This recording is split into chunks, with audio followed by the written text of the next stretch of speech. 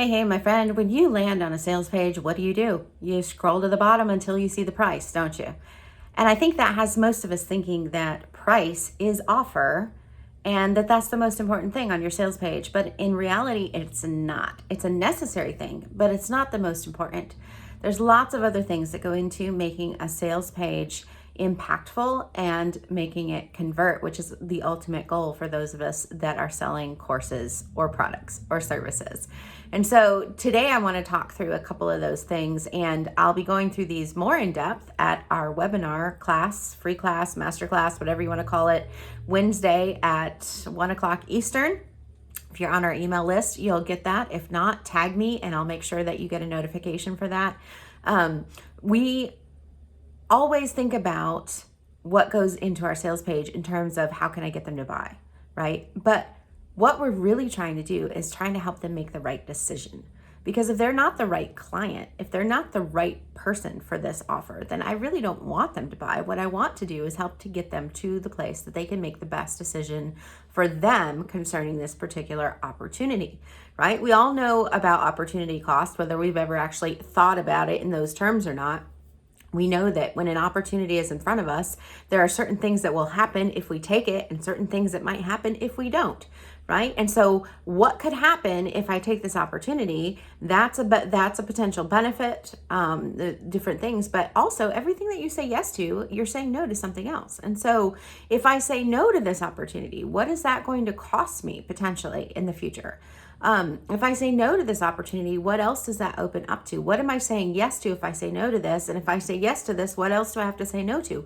All of these things are going on in the subconscious of your person. We're not trying to manipulate. We're trying to help them make the best decision for them in the moment. And so what needs to be on that sales page is whatever they need to know to be able to make that decision with confidence.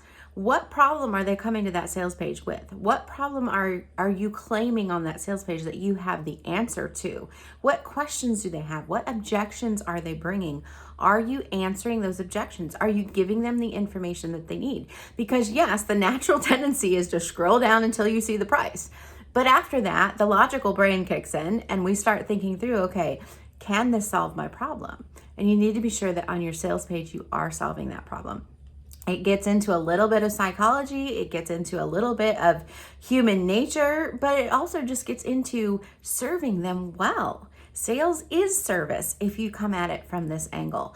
And serving them means helping them get to the best thing for them in this moment. And so I want to give them everything I can on this page to be able to make the right decision for them. If they're all in, I want them to be all in. I want them to be confident about saying, yes, for sure, why not?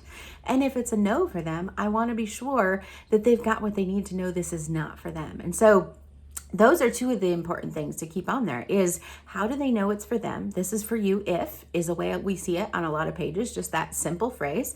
This is not for you if, and then you outline it, right? And so that it makes it easier for them to answer that question and get to that response sooner, whether I'm going to buy in or whether I'm going to leave and go on and look for something else.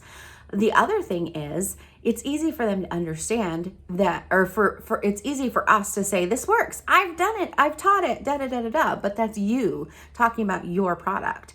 What they want to see is other people talking about your product or your service or your ability to get this transformation with people.